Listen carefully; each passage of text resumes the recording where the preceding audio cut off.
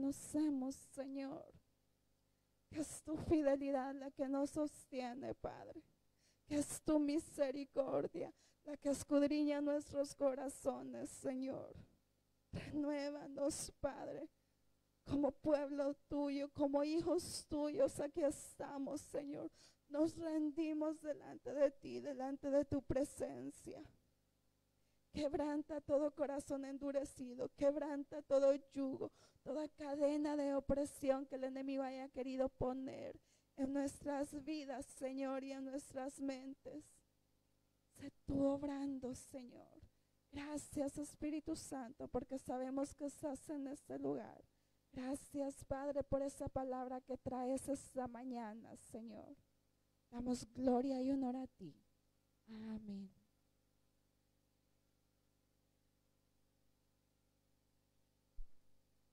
Gloria al Señor. Gloria a Dios. Amén. Qué bueno estar en la casa del Señor. Amén.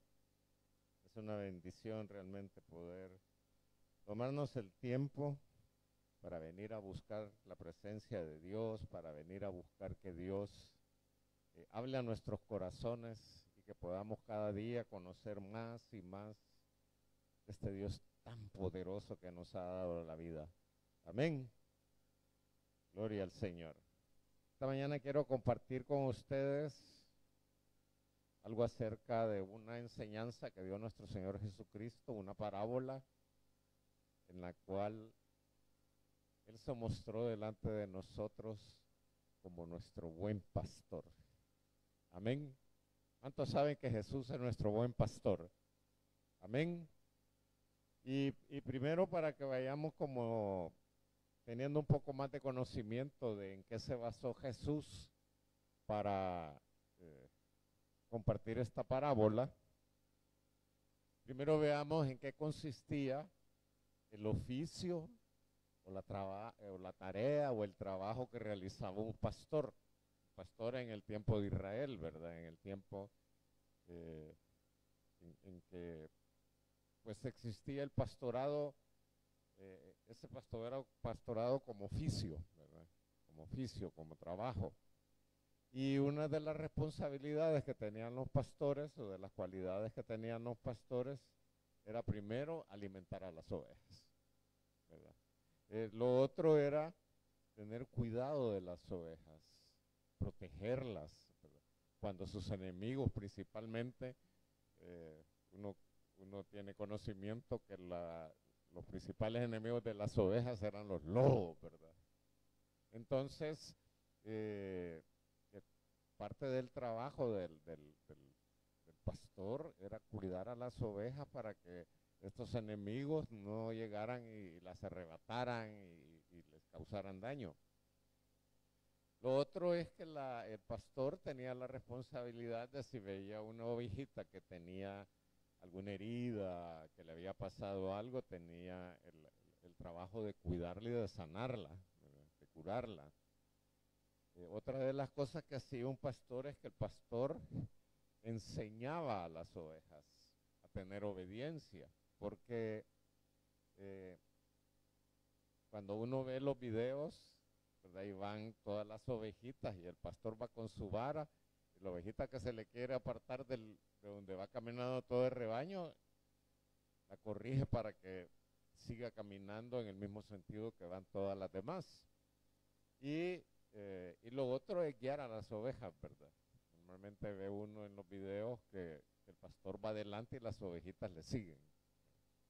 Entonces, vemos que habían estas cualidades en un pastor. Ahora, Jesús utiliza estas cualidades que tenía un pastor para enseñarle a sus ovejas, o sea, a su iglesia, a los que iban a ser sus seguidores, para enseñarles cuáles son las cualidades de él como buen pastor. Amén.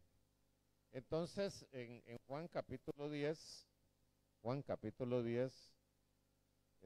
vamos a leer del versículo 14 al 18 y después vamos a leer otros versículos, pero ahí habla Jesús acerca de esta parábola y se refiere a sí mismo como el buen pastor. Entonces dice en el versículo 14, Evangelio según San Juan, capítulo 10, dice, yo soy el buen pastor y conozco mis ovejas y las mías me conocen, así como el Padre me conoce y yo conozco al Padre y pongo mi vida por las ovejas. También tengo otras ovejas que no son de este redil. Aquellas también debo traer y oirán mi voz y habrá un rebaño y un pastor. Por eso me ama el Padre, porque yo pongo mi vida para volverla a tomar. Nadie me la quita, sino que yo de mí mismo la pongo. Tengo poder para ponerla y tengo poder para volverla a tomar. Este mandamiento recibí de mi Padre. Amén. Padre, gracias por tu palabra, Señor. Ayúdame a compartir de tus enseñanzas, Señor, que tú nos quieres decir a través de esta enseñanza que diste que tú eras el buen pastor o que tú eres el buen pastor. Entonces vemos que ya Jesús, conociendo las cualidades que tenía un pastor, entonces él lo retoma y sabemos que Jesús es diligente, así como tenían que ser los pastores, que Jesús nos cuida, que Jesús nos protege, que Jesús nos alimenta, que Jesús nos guía, que Jesús se ha entregado, dice ahí, por nosotros. En la parábola Jesús enseña y dice que el que es asalariado, cuando ve que llega el lobo, se escapa, ¿verdad? Pero el pastor, el buen pastor, se queda ahí porque son de las ovejas. Y entonces Jesús hace esa relación, pero principalmente tenemos que entender que Jesús, como buen pastor, nos ama. Como buen pastor nos ama. Y la muestra de su amor, y lo dice ahí en la parte que hemos leído, es que como buen pastor da su vida por las ovejas. Amén. Y sabemos que Jesús dio su vida por nosotros. Entonces, pero si vamos un poco por parte de lo que dice la Escritura, Jesús dice, yo soy el buen pastor y conozco mis ovejas y las mías me conocen. Amén. ¿Cuántos saben que Jesús los conoce? Jesús nos conoce, hermano. Jesús conoce todo de nosotros. Él en su sabiduría nos conoce aún desde antes de que naciéramos, cuando estábamos en el vientre de nuestras madres, ya Jesús nos conocía. Amén. Entonces, pero no se trata solo de que nos conoce así como nosotros a veces nos conocemos. Y usted conoce a fulano, sí, ahí lo he visto en tal parte, ¿verdad? Sino en el sentido que Jesús conoce todas nuestras necesidades. Así como el pastor tenía que conocer qué necesidades tenían sus ovejas. Jesús no solo conoce nuestras necesidades, sino que también conoce nuestros temores. Amén. Jesús sabe cuando nosotros estamos angustiados, Jesús sabe cuando nosotros estamos preocupados, Jesús sabe cuando nosotros tenemos temor de algo. Y no solo se trata de que sabe cuáles son nuestros temores o nuestras preocupaciones, sino que también busca cómo ayudarnos a resolver esa situación que estamos viviendo. Amén. Además, Jesús conoce nuestras debilidades. Los pastores conocían las debilidades de las ovejitas, ¿verdad? Se dice que las ovejas son bien calmaditas para caminar, son bien débiles, no pueden correr rápido, por eso se vuelven presa fácil de los depredadores. Entonces, Jesús también conoce nuestras propias debilidades. Y cuando Él nos pide que hagamos algo, Él sabe hasta dónde podemos y hasta dónde no podemos. Pero lo que nosotros no podemos, entonces lo hace Él por nosotros. Amén. Entonces, además de que conoce nuestras necesidades, nuestros temores, nuestras debilidades, hay algo bien importante que Jesús conoce de sus ovejas. Y son nuestras faltas. Y son nuestros errores. Y son aquellas cosas en las cuales nosotros no obedecemos la palabra. Y Jesús nos conoce. Y Jesús sabe cuáles son los errores que cada uno de nosotros cometemos. Jesús sabe cuáles son nuestras desobediencias. Jesús conoce, lo voy a decir de esta manera, Jesús conoce aún nuestros pecados. Que a veces estas faltas, estos errores, estos pecados delante de la gente, nosotros no los mostramos y la gente no se puede dar cuenta realmente qué hay en nuestro corazón, qué hay en nuestro interior. Pero Jesús dice que nos conoce. Y nos conoce por completo. Pero vea qué bueno que Jesús, además de que conoce nuestros pecados, además que conoce nuestros errores, además que conoce nuestras faltas, ¿sabe qué? Jesús nos sigue amando. Y nos ama tanto que aún conociendo lo que somos, aún conociendo nuestra manera de vivir, aún conociendo cómo puede estar nuestro corazón, dice Jesús que da su vida por las ovejas. Y todos sabemos que Jesús hizo eso. Sabía cómo estaba el pueblo, sabía cómo era el pueblo de Israel y vino enviado por el Padre para dar su vida. Para dar su vida, ¿para qué? No solo por darla, sino dar su vida para redimirnos de nuestros pecados. Realmente podemos entender entonces que Jesús nos conoce, que nos conoce tanto, pero nos ama tanto. Ahora, el versículo dice, yo conozco mis ovejas y las mías me conocen. Y aquí viene la pregunta, ¿conocemos nosotros realmente a Jesús? ¿Conocemos nosotros realmente el corazón de Dios? ¿Conocemos nosotros realmente a este buen pastor? Porque mire, cuando usted le pregunta a las personas, todo el mundo le va a decir que conoce a Jesús de una u otra manera, ¿no? Porque lo ha oído, porque ve sticker, porque ha oído una predicación o porque va a ciertos cultos o a ciertas, ¿cómo se llama?, reuniones en las que se habla de Jesús, o simplemente porque casi en todo el mundo ya se ha escuchado el nombre de Jesús, aunque practiquen otras religiones, otras sectas, pero todo el mundo ha oído hablar de Jesús, o casi todo el mundo ha oído hablar de Jesús, pero no se trata de haber oído de Él, sino de conocerle, así como Él nos conoce a nosotros. Y parte de conocer a este buen pastor, si nosotros conocemos realmente quién es nuestro buen pastor, deberíamos de poder entregarle toda nuestra vida completamente, porque podemos saber que nuestra vida está en sus manos, que nuestra vida depende de Él, y no solo entregarle la vida, sino confiar en Él, estar seguros en Él, estar seguros que Él nos va a ayudar. No importa cuál sea la situación que estemos pasando, que Él nos ha prometido que nos va a ayudar en cualquier circunstancia. Pero cuando no se le conoce verdaderamente quién es este buen pastor, muchas veces estamos en medio de una preocupación, de un problema, de una dificultad, y en vez de buscar a este buen pastor para que sea Él quien nos ayude, que nos sustente, que nos proteja, así como vemos las cualidades del buen pastor, tratamos de arreglarlas nosotros por nuestros propios medios.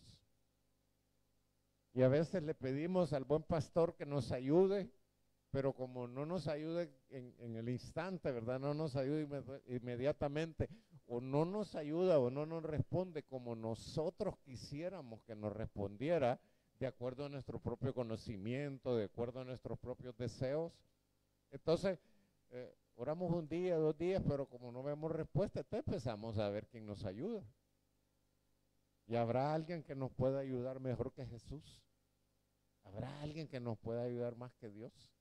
No. Pero para poder poner toda nuestra confianza en Él, tenemos que conocerle. Tenemos que conocerle, tenemos que saber todo lo que Jesús puede hacer en nuestra vida. Y una de las cosas de las cualidades que encontramos en este buen pastor, que una de sus cualidades es que nos conoce. Dice, también ustedes me deberían de conocer a mí, pero también vemos que Él da su vida voluntariamente por nosotros. Amén. Él dio su vida voluntariamente por nosotros. Y en el versículo 18 dice, nadie me la quita, sino que yo de mí mismo la pongo. Tengo poder para ponerla y tengo poder para volverla a tomar. Este mandamiento recibí de mi Padre. Amén. Mire, si ustedes se acuerdan de la historia de la pasión de Cristo, estaban los sacerdotes, estaban los fariseos y todos los que se oponían a Jesús. Y había una persecución y andaban detrás de él, querían escuchar lo que enseñaba, pero no porque querían aprender de sus enseñanzas, sino porque andaban buscando en qué acusarle. Y se organizaban y planeaban cómo hacerlo caer en alguna trampa, ¿verdad?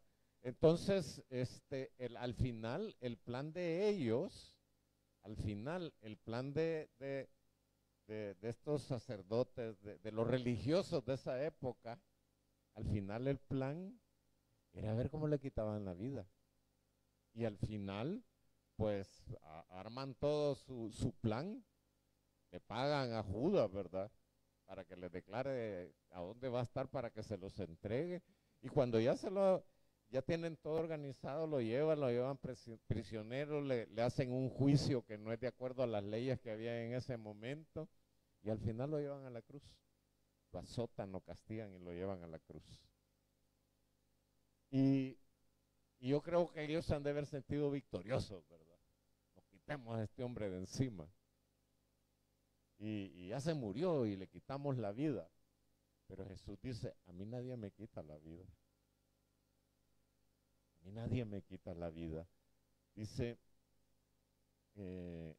sino que yo de mí mismo la pongo. O sea, a Jesús no le quitaron la vida a los sacerdotes, ni los fariseos, ni nada. Él puso la vida. Ese era el plan que tenía con el Padre. Él venía a entregar su vida. ¿Y por qué venía a entregar su vida? En Isaías dice que Él fue a la cruz porque a causa de nuestras rebeliones, a causa de nuestros pecados, a causa de todo lo malo que nosotros hacíamos. Pero entonces, aunque ellos creyeron, ¿verdad? Y dijeron, no, nos quitamos de encima a este Jesús, lo matamos. Usted sabe, usted debe de entender que mataron el cuerpo del Dios hecho hombre. Amén. Pero no mataron a Jesús, el Espíritu. A Jesús, el Dios.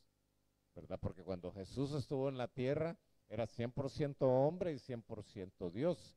Pero a este Dios no le pudieron haber quitado ni siquiera un segundo de vida, porque entonces hubiera dejado de ser Dios, porque Dios es eterno. Amén.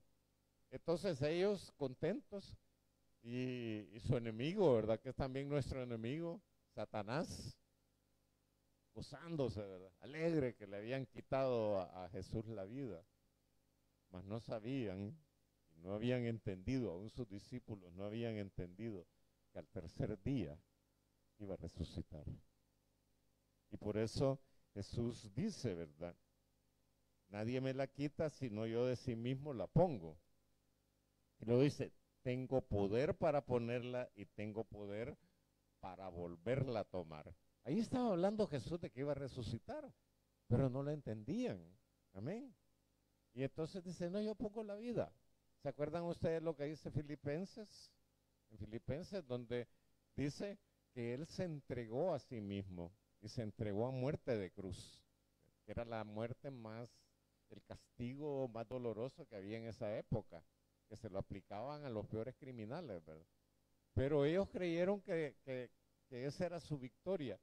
Pero también en Hebreos dice que Jesús sufrió la cruz porque veía lo que había delante. O sea, él sabía que la cruz no iba a ser el final. Él sabía que la cruz era apenas el principio de su victoria. Amén. Entonces, vemos que Jesús dio su vida porque él así lo quiso. Y dice, ¿se acuerda en esa época cómo hacían para ocultar el pecado? Presentaban sacrificios. Y en los sacrificios presentaban animalitos, ¿verdad? Cabritas y todo eso, pero principalmente corderos. Un cordero que no estuviera enfermo, un cordero que estuviera sanito, ¿verdad? Que estuviera bonito, que estuviera gordito, ¿verdad? Y entonces llevaban al corderito y lo sacrificaban. Y lo sacrificaban y derramaban la sangre del corderito, ¿verdad?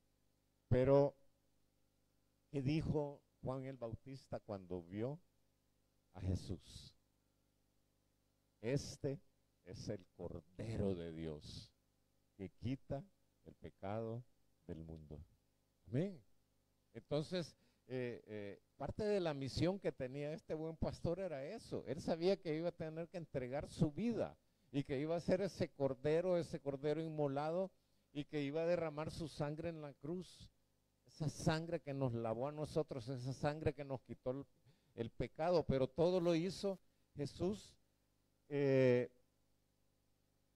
todo lo hizo en obediencia al Padre, en obediencia al Padre. Por eso dice que él puso su vida, que nadie se la podía quitar, que él la puso y que él la puede volver a tomar. Y dice, este mandamiento recibí de mi Padre. O sea, Jesús cuando venía, ya venía con este mandamiento de tener que entregar su vida. Pero él sabía que la muerte no lo iba a poder retener. Y que la muerte no lo iba a poder retener, entonces que iba a resucitar. Y que entonces iba a ser exaltado hasta lo sumo, ¿verdad? Por su obediencia y por haber cumplido el plan que tenían con Dios desde la eternidad, ¿verdad? Desde la eternidad. Entonces, vemos que Jesús es nuestro buen pastor y que nos cuida, nos guarda, nos protege, nos ayuda, siempre está con nosotros y principalmente nos ama tanto que dio su vida por nosotros. La palabra dice que cuando nosotros estábamos enemistados con Dios, Jesús dio su vida por nosotros. Amén. Entonces vemos las cualidades que tiene este buen pastor. Pero además de esas cualidades, no solo da cualidades, sino que también en la enseñanza esta del buen pastor, da promesas. Da promesas. Y entonces vamos a leer primero que dice Juan 10:27. Juan 10:27 dice, mis ovejas oyen mi voz y yo las conozco y me siguen. Ya vamos a ver después las promesas. Pero ¿qué tenemos que hacer nosotros para recibir las promesas? ¿Qué tenemos que hacer para recibir las promesas? Las promesas que vamos a ver más adelante. Dice, mis ovejas que oyen mi voz. Mis ovejas oyen mi voz. Y yo las conozco y me siguen. ¿Pero qué quiere decir que las ovejas oyen su voz? O sea, no se trata solo de oír. O sea, cuando él dice, las ovejas oyen mi voz, está hablando que nosotros tenemos que oír esto. Tenemos que conocer esto, porque esa es parte de conocer al buen pastor. Él dice que nos conoce y aquí lo vuelve a decir, mis ovejas oyen mi voz y yo las conozco. Pero ¿cómo podemos conocer nosotros al buen pastor? A través de las Escrituras. Y entonces no solo se trata de conocer las Escrituras y de oír las Escrituras, sino se trata de obedecerlas. Se trata de obedecerlas. Entonces cuando él dice, mis ovejas oyen mi voz, ¿verdad? está hablando también que las ovejas tienen que aprender a obedecer, así como las ovejas naturales obedecían a la voz del pastor. El pastor les decía, por aquí nos vamos a ir, por ahí, y los seguían. Y por eso Jesús dice, oyen mi voz y yo las conozco y me siguen. O sea, no se trata solo de oír. Santiago nos llama la atención en eso, y Santiago, el apóstol Santiago dice que no tenemos que ser, ¿qué? Solo oidores, sino hacedores de la palabra. Hacedores de la palabra. Entonces, si nosotros verdaderamente somos ovejas del redil de Jesús, ¿qué tenemos que hacer? Oír su palabra, pero no solo oírla, sino cumplirla, sino obedecerla. Amén. Ahora, dice, oyen mi voz y yo las conozco, ¿y qué? Y me siguen. Amén. Mire, Jesús no solo estaba esperando gente que hubiera escuchado de él, no solo gente que fuera creyente, porque la gran comisión dice, vayan y hagan ¿qué? ¿Creyentes? No, ¿verdad? Dice, vayan y hagan ¿qué? Discípulos. Discípulos.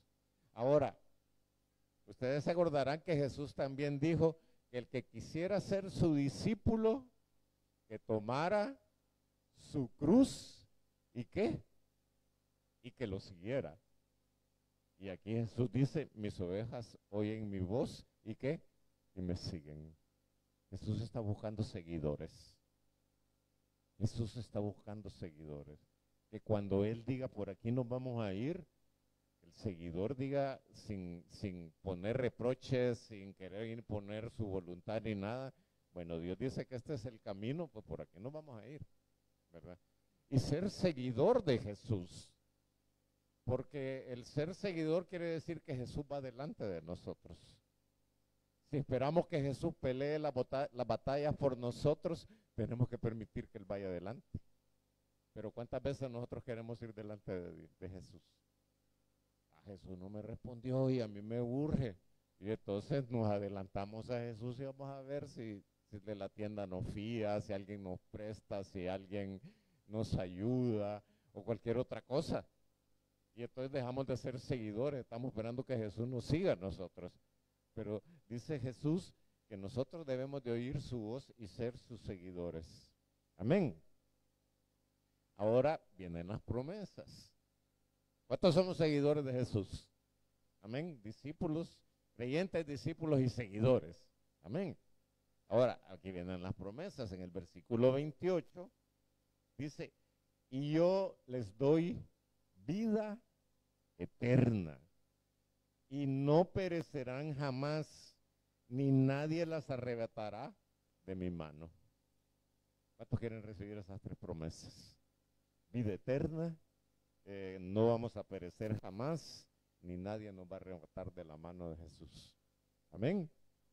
Entonces, sabemos que Jesús nos dio vida eterna. Amén. ¿Cuántos se alegran que tienen vida eterna? Amén. En Juan 3:16 dice, ¿verdad? Que todo aquel que en Él cree, bueno, que Dios amó al mundo para que todo aquel que en Él cree no se pierda, mas tenga vida eterna. ¿Cree usted que tiene vida eterna? Amén.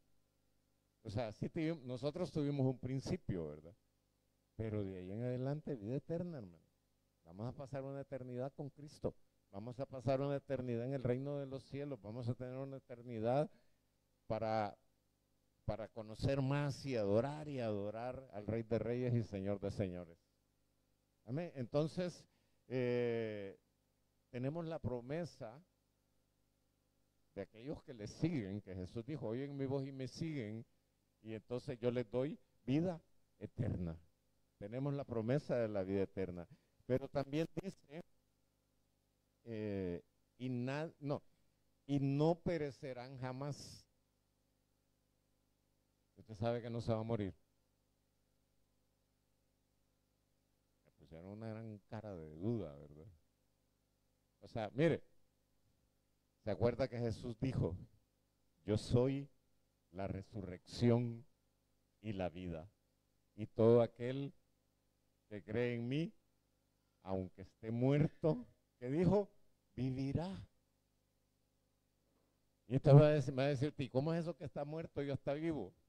Es que se va a morir el pellejo, hermano. Así como también el cuerpo de Cristo fue el que murió en la cruz, pero después se levantó con un cuerpo glorificado. Así también nosotros, hermano, este pellejo, la lonja, la carne, como le quiera llamar, eso es lo que se va a morir. Pero cuando Cristo venga por la iglesia, porque me estaba adelantando, quizás cuando cerremos nuestros ojos en esta tierra, como decía Pablo, ausente en el cuerpo, presente en el Señor. O sea, usted cierra sus ojitos aquí y los va a abrir y a ver al Rey de Reyes y Señor de Señores. Amén.